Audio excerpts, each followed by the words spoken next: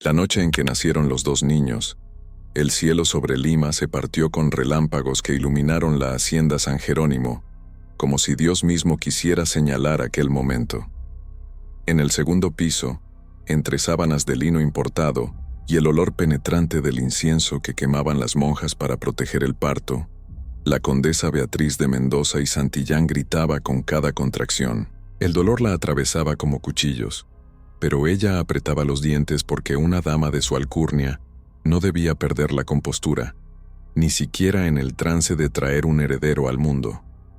Las paredes de su habitación estaban cubiertas con tapices flamencos que representaban escenas del Génesis, y sobre la cómoda, un Cristo de marfil la observaba con ojos vacíos mientras ella luchaba por dar a luz. 2 pisos más abajo, en los cuartos de servicio donde el aire olía a humedad y a sudor acumulado, Jacinta gemía sobre un petate raído. Era una esclava traída de Angola hacía 7 años, comprada en el mercado de negros, junto con otros 20 hombres y mujeres que el conde necesitaba para trabajar sus campos de caña. Ninguna monja asistía a su parto. Solo estaba Remedios, una india vieja que sabía de hierbas y sabía también cuándo guardar silencio. La vela que iluminaba aquel cuarto proyectaba sombras temblorosas sobre las paredes desnudas, y afuera, la lluvia golpeaba el techo de tejas con furia, como si quisiera entrar para ser testigo de lo que estaba por ocurrir. Los 2 niños nacieron con minutos de diferencia. Primero el de arriba, recibido por manos expertas que lo envolvieron en mantas bordadas con el escudo familiar. Luego el de abajo, que cayó sobre trapos viejos mientras Remedios cortaba el cordón con un cuchillo de cocina. El trueno que retumbó en ese instante hizo temblar los cimientos de la casa. Los esclavos que dormían en los galpones se persignaron en la oscuridad, sintiendo que algo extraño había entrado al mundo esa noche. Cuando la condesa Beatriz finalmente pudo sostener a su hijo, algo dentro de ella se congeló. El bebé tenía la piel demasiado oscura. No era el tono dorado que a veces aparecía en las familias nobles españolas, sino algo más profundo, más evidente. Las monjas intercambiaron miradas nerviosas. La partera mayor, una mujer seca llamada Sor Inés, se acercó con el niño envuelto y lo colocó en brazos de la madre con una expresión que no revelaba nada. La condesa miró a su esposo, el conde Rodrigo, que observaba desde el pie de la cama con el rostro pétreo. Él había estado ausente durante los últimos meses del embarazo, atendiendo negocios en Cusco, o eso decía, pero todos en la hacienda sabían que pasaba sus noches con Jacinta, la esclava joven de ojos grandes que caminaba por los pasillos con la cabeza gacha. Nadie dijo nada. Las palabras no eran necesarias cuando la verdad ardía en el aire como el incienso. En los cuartos de servicio, Remedios envolvió al otro recién nacido y lo acercó al pecho de Jacinta. La esclava lloraba en silencio, las lágrimas corriendo por sus mejillas mientras acariciaba la cabeza de su hijo. El bebé tenía la piel clara, casi dorada, y cuando abrió los ojos por primera vez, eran de un gris verdoso que Jacinta nunca había visto en su propia familia. Eran los ojos del conde. Remedios puso una mano sobre el hombro de la joven madre y le susurró al oído con voz áspera que nunca, jamás, debía hablar de esto, que su vida y la del niño dependían de su silencio. Jacinta asintió, abrazando a su hijo con una mezcla de amor y terror que la acompañaría hasta su último día. Pasaron 3 días antes de que alguien entrara al cuarto de la condesa con una propuesta. Fue Sor Inés, la misma que había asistido el parto. Entró al amanecer, cuando la luz apenas empezaba a filtrarse por las cortinas de terciopelo. La condesa no había dormido. Tenía al bebé en brazos observando sus rasgos con una mezcla de horror y fascinación. El niño era hermoso, pero cada vez que lo miraba, veía la traición de su esposo grabada en aquel rostro pequeño. Sor Inés cerró la puerta con cuidado y se acercó a la cama. Su voz era baja, casi un murmullo. Cuando habló, dijo que había una solución, una que preservaría el honor de la familia y salvaría el linaje de los Mendoza y Santillán. La condesa levantó la vista, y en sus ojos había desesperación. Esa misma noche, bajo el manto de oscuridad que cubría la hacienda, se hizo el intercambio. Remedios bajó al niño de piel clara desde los cuartos de servicio, envuelto en los mismos trapos con los que había nacido. Subió por la escalera trasera, la que usaban los criados para no cruzarse con los amos. En el segundo piso, Sor Inés esperaba con el otro bebé.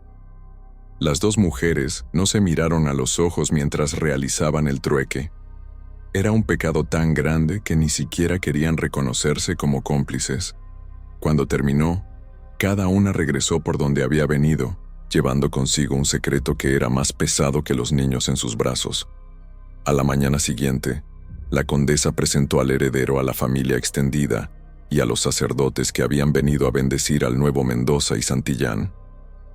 El bebé de piel clara fue bautizado como Fernando Javier, y todos comentaron lo mucho que se parecía a su madre, con esos ojos claros y ese semblante noble. En los cuartos de servicio, Jacinta amantaba al otro niño, al que nunca se le dio un nombre más allá de Juan. Nadie preguntó por qué el hijo de la esclava tenía rasgos tan distintos a los de su madre. Los esclavos sabían que hacer preguntas era invitar al castigo, así que todos siguieron con sus labores como si nada hubiera cambiado. Pero algo había cambiado. La hacienda San Jerónimo estaba maldita desde esa noche, aunque nadie se atreviera a decirlo en voz alta. Los años pasaron, y los dos niños crecieron en mundos completamente separados, que existían a apenas metros de distancia. Fernando vivía en las habitaciones del ala noble, educado por tutores traídos desde España que le enseñaban latín, matemáticas y el arte de gobernar haciendas. Su madre lo vigilaba con una intensidad que a veces asustaba a los sirvientes. La condesa Beatriz nunca lo dejaba solo. Siempre tenía que saber dónde estaba, con quién hablaba, qué hacía. Algunos decían que era el amor exagerado de una madre que había perdido otros hijos antes, pero los más viejos sabían que había algo más en aquella vigilancia constante. Era miedo. Miedo de que alguien descubriera la verdad. Miedo de que el niño mostrara rasgos que no debía tener. Miedo de que el pecado saliera a la luz y destruyera todo lo que había sacrificado para mantener. Juan crecía entre los esclavos, trabajando en los campos desde que tuvo edad para sostener una azada. Jacinta lo cuidaba con la devoción silenciosa de quien sabe que cada día con su hijo es un regalo robado. Le enseñaba a agachar la cabeza cuando pasaban los amos, a responder solo cuando le hablaban, a hacerse invisible. Pero el niño tenía algo en la mirada, una chispa de inteligencia y dignidad que no podía esconder completamente. Remedios observaba al muchacho con preocupación creciente. Ella sabía lo peligroso que era para un esclavo parecer demasiado consciente, demasiado vivo. Los que destacaban siempre terminaban mal. Cuando los dos muchachos cumplieron 12 años, sus caminos se cruzaron por primera vez de manera consciente. Fue en el patio principal, donde Fernando practicaba esgrima con su maestro de armas, un español viejo con cicatrices en el rostro. Juan pasaba cargando cubos de agua del pozo, con la cabeza gacha como le habían enseñado. Pero algo hizo que levantara la vista justo cuando Fernando se detenía para limpiarse el sudor. Los dos muchachos se miraron, y en ese instante, el mundo pareció detenerse. Era como mirarse en un espejo distorsionado. Tenían la misma altura, la misma estructura facial, incluso la misma forma de inclinar la cabeza cuando estaban pensando.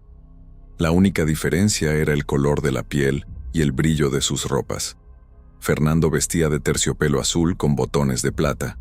Juan llevaba un pantalón de manta roto y una camisa sucia. El maestro de armas notó la pausa y golpeó a Fernando en el hombro con la espada de práctica para que volviera a concentrarse. Juan siguió su camino, pero sintió la mirada del joven amo clavada en su espalda durante todo el trayecto hasta los cuartos de servicio.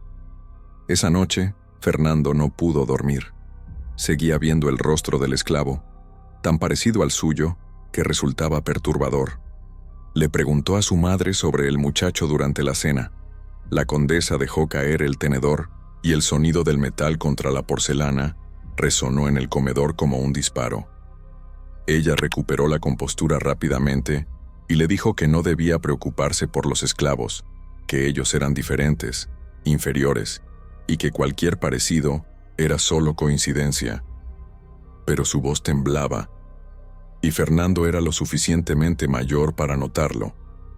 Desde ese día, los dos muchachos comenzaron a buscarse con la mirada cada vez que coincidían en la hacienda. Nunca hablaban, porque las reglas sociales lo prohibían, pero había una conexión extraña entre ellos.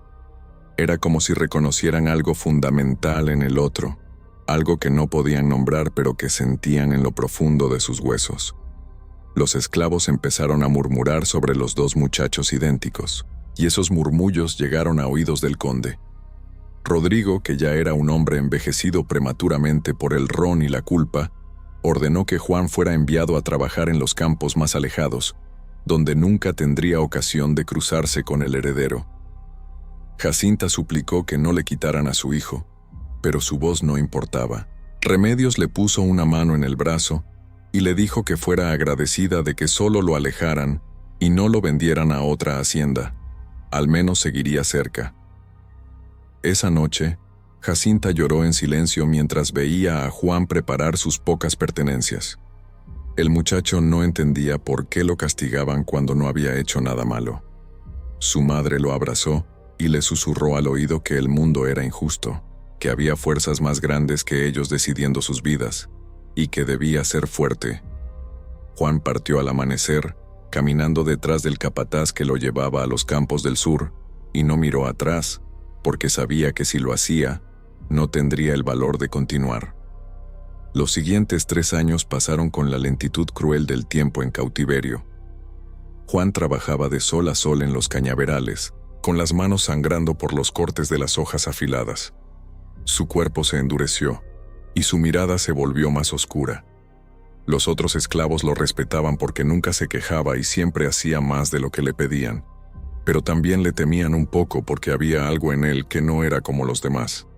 Una determinación silenciosa, una dignidad que no debería existir en alguien de su condición. El capataz, un mestizo brutal llamado Esteban, lo vigilaba de cerca y lo castigaba por cualquier excusa. Era como si sintiera que Juan era una amenaza, aunque no pudiera explicar por qué. Mientras tanto, Fernando se preparaba para asumir el control de la hacienda. Su padre estaba cada vez más enfermo, consumido por una enfermedad del hígado que los médicos no podían curar. La condesa Beatriz se aferraba a su hijo con desesperación creciente, como si él fuera lo único que la mantenía cuerda. Le repetía constantemente lo importante que era preservar el nombre de la familia, mantener el honor, no asociarse con gente indigna. Fernando asentía, pero por dentro sentía una inquietud que no podía nombrar. A veces soñaba con el muchacho esclavo, con esos ojos que eran como los suyos pero llenos de algo diferente. Rabia tal vez, o sabiduría. El conde Rodrigo murió en la primavera de 1714, ahogándose en su propio vómito después de una noche de bebida. No hubo lágrimas sinceras en su funeral. Fernando, que ahora tenía 15 años, se convirtió oficialmente en el señor de San Jerónimo, aunque su madre seguía tomando todas las decisiones importantes. La condesa emergió del duelo con una determinación renovada.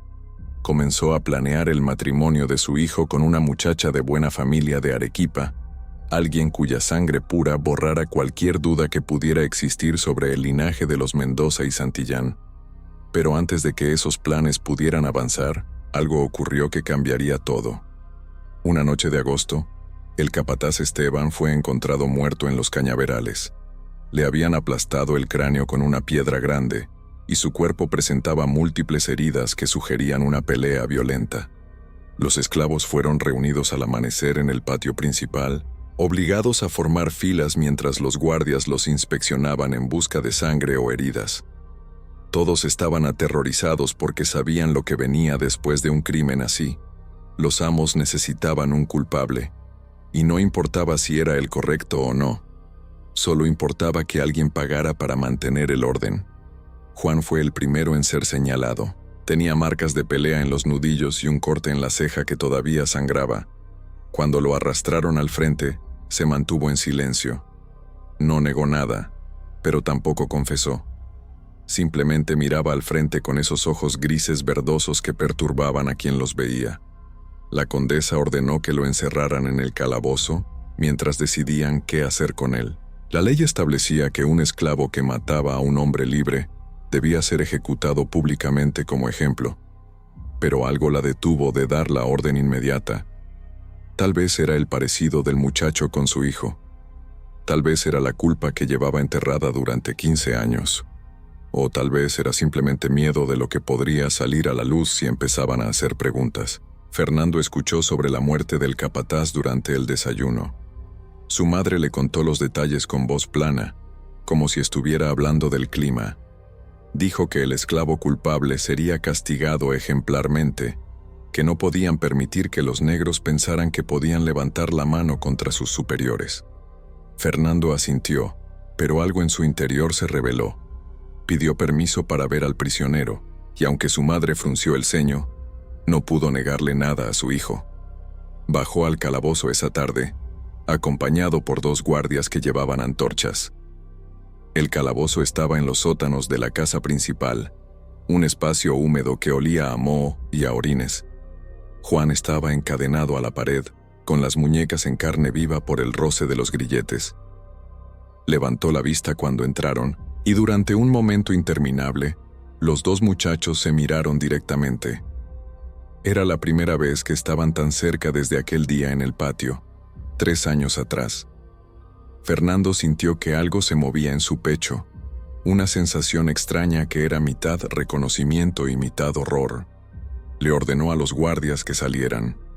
Ellos dudaron, pero finalmente obedecieron, dejándolo solo con el prisionero. Fernando preguntó si había matado al capataz. Juan lo miró durante largo rato antes de responder. Su voz era ronca, como si no la hubiera usado en días. Dijo que Esteban lo había sorprendido con una de las muchachas esclavas, tratando de forzarla en el campo, que había intentado detenerlo y que habían peleado, que la piedra estaba ahí y que cuando el capataz sacó el cuchillo, Juan la usó. No fue un asesinato, dijo, fue defensa. Pero sabía que eso no importaba. Un esclavo no tenía derecho a defenderse de un hombre libre, ni siquiera para salvar a alguien más. Fernando sintió que el suelo se movía bajo sus pies.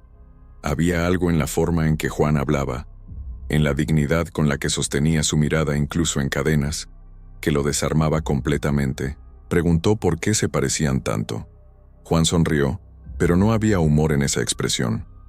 Dijo que había preguntado lo mismo muchas veces, a su madre, a los viejos que conocían los secretos de la hacienda. Nadie le respondía directamente, pero los silencios le habían contado todo lo que necesitaba saber. Fernando sintió un frío recorrerle la columna.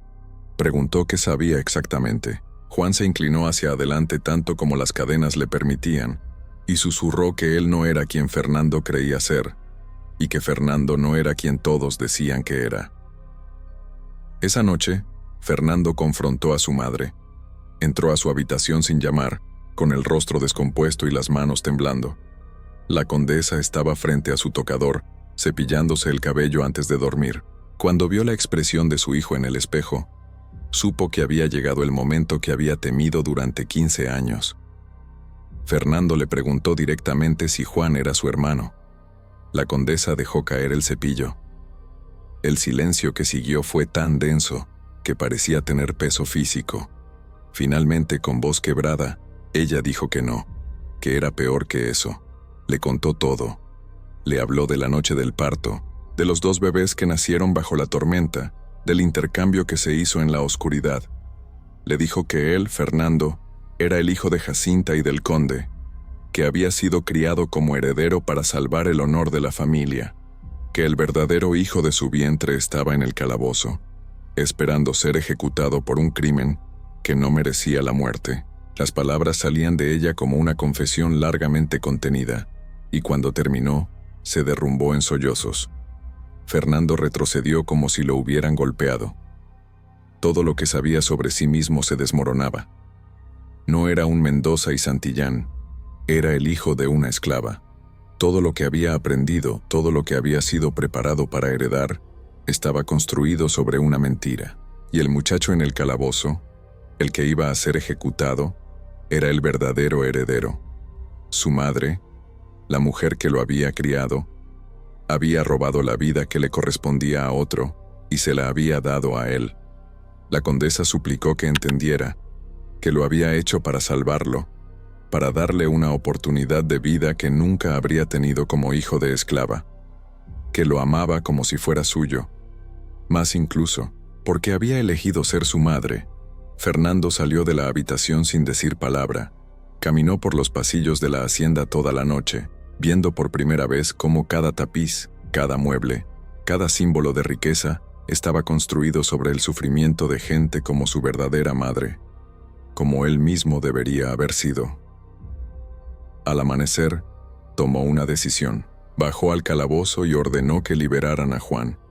Los guardias protestaron, dijeron que la condesa había ordenado que nadie lo tocara hasta que ella decidiera su castigo. Fernando, usando toda la autoridad que todavía creía tener, insistió. Cuando quitaron las cadenas, Juan se puso de pie con dificultad, mirándolo con una mezcla de desconfianza y curiosidad. Fernando lo llevó a su habitación, algo que causó escándalo entre los sirvientes que los vieron pasar. Le dio ropa limpia y le ofreció comida. Luego, con voz temblorosa, le contó todo lo que su madre le había revelado. Juan escuchó en silencio, y cuando Fernando terminó, se quedó mirando por la ventana durante largo rato. Finalmente dijo que siempre lo había sabido en algún nivel profundo, que los silencios de su madre, las miradas de los viejos, el parecido entre ellos, todo apuntaba a una verdad que nadie se atrevía a pronunciar. Preguntó qué pensaba hacer Fernando ahora que sabía. Fernando no tenía respuesta. Si revelaba la verdad, destruiría a su madre y al nombre de los Mendoza y Santillán. El escándalo sería inmenso, pero si no hacía nada, estaría condenando a Juan a una vida de esclavitud o muerte por un crimen que no merecía ese castigo. Y él mismo seguiría viviendo una mentira, ocupando un lugar que no le correspondía. Los dos muchachos se miraron, reconociendo en el otro el reflejo de vidas que debieron ser suyas.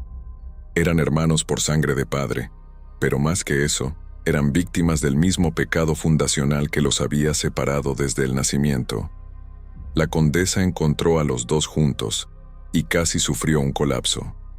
Les ordenó separarse. Dijo que Juan debía volver al calabozo inmediatamente. Pero Fernando se interpuso. Por primera vez en su vida, desobedeció a su madre. Dijo que no permitiría que Juan fuera castigado injustamente. La condesa, desesperada, le recordó todo lo que estaba en juego.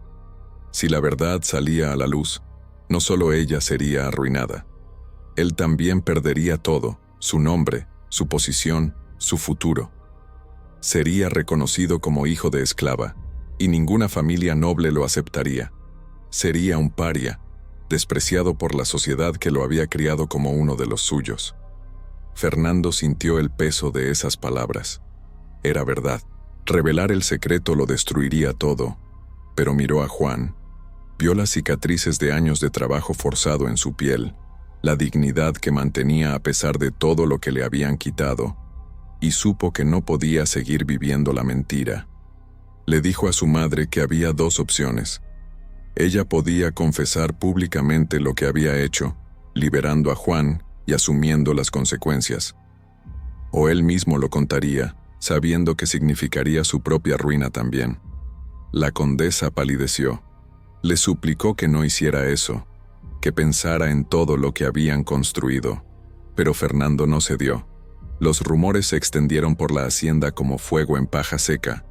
Los esclavos murmuraban sobre los dos muchachos idénticos y la reunión privada en las habitaciones del amo. Los sirvientes contaban historias sobre gritos que habían escuchado, sobre la condesa llorando en su habitación, sobre el heredero que pasaba horas encerrado con el prisionero.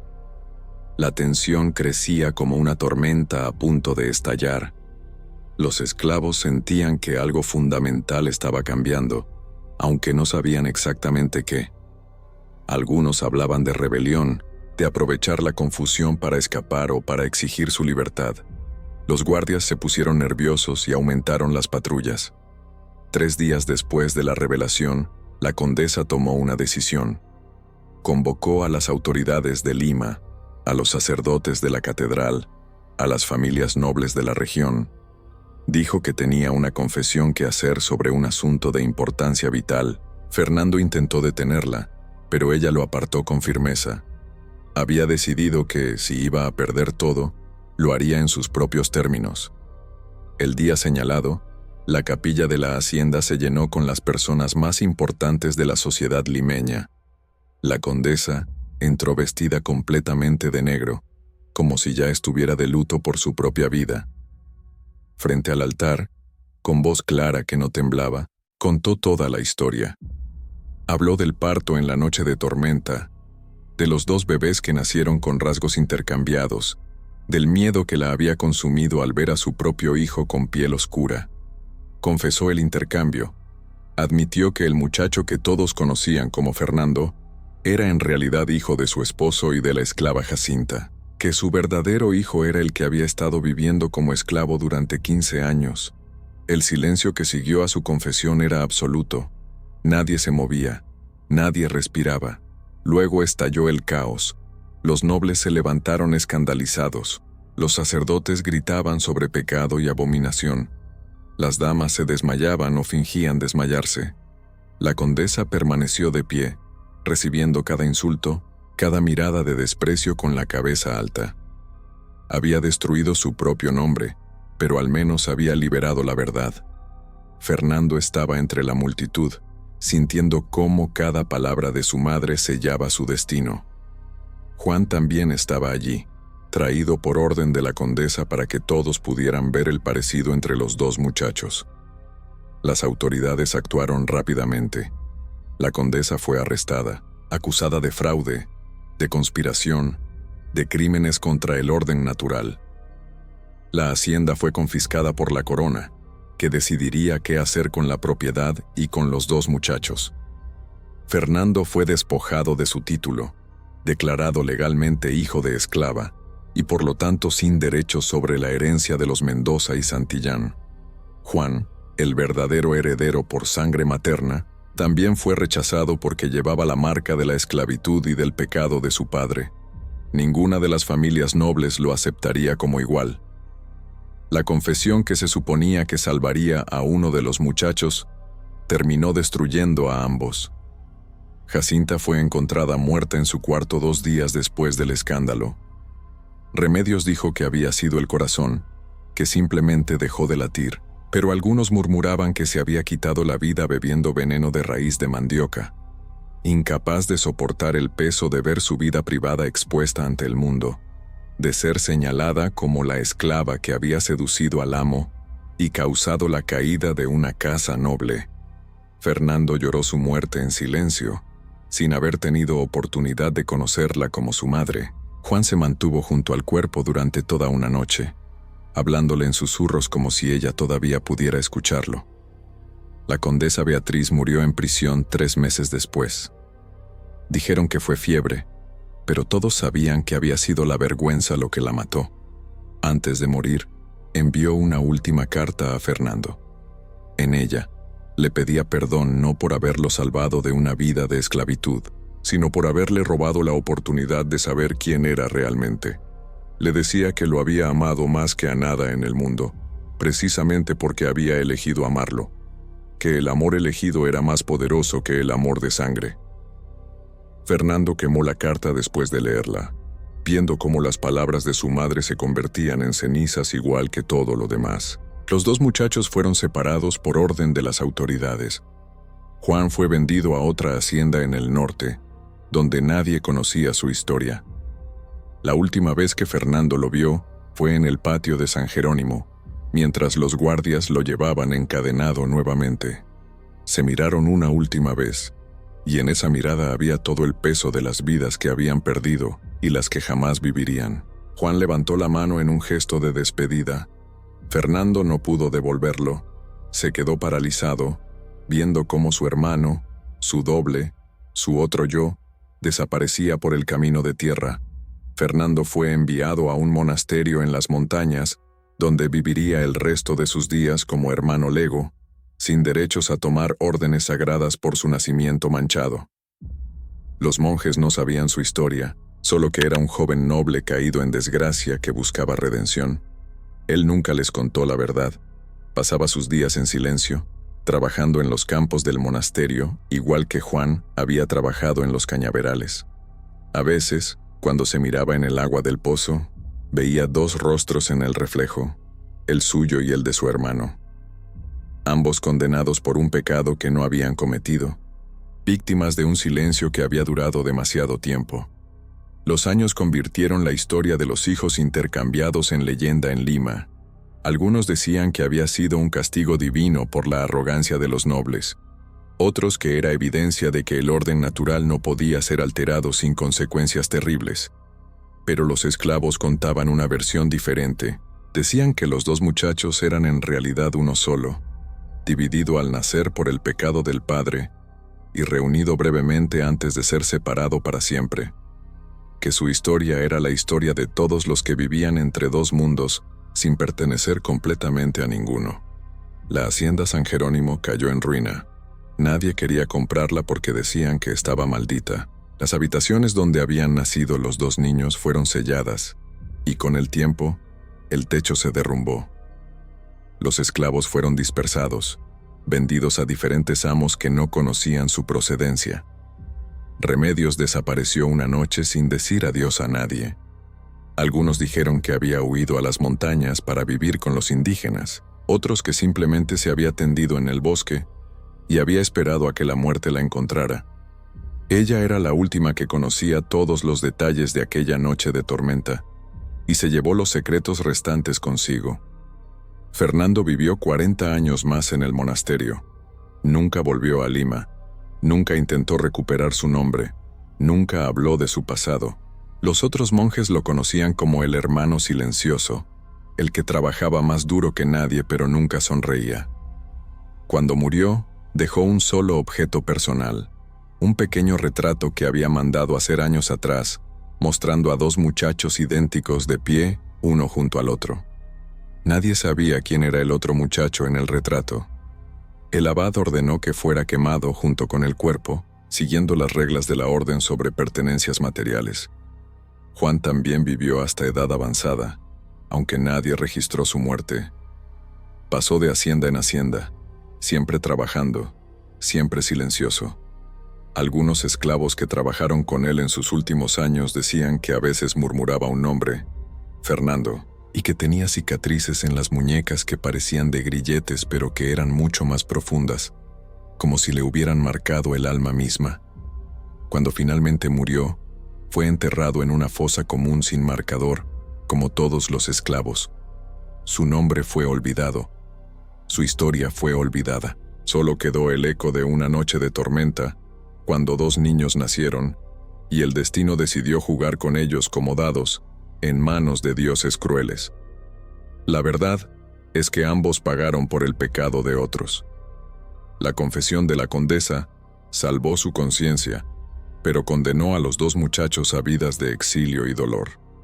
No hubo redención, no hubo justicia, solo el silencio pesado de los años cubriendo una historia que nadie quería recordar. Las campanas de la Catedral de Lima seguían sonando cada día, marcando las horas como siempre lo habían hecho. La sociedad colonial continuaba con sus bailes y sus misas, con sus jerarquías intactas.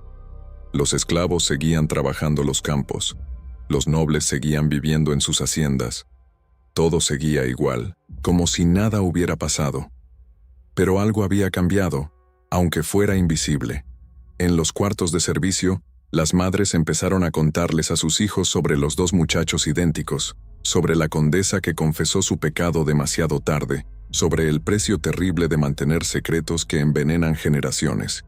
Era una advertencia, una lección sobre el costo de la mentira y sobre cómo el silencio puede ser más destructivo que la verdad más brutal.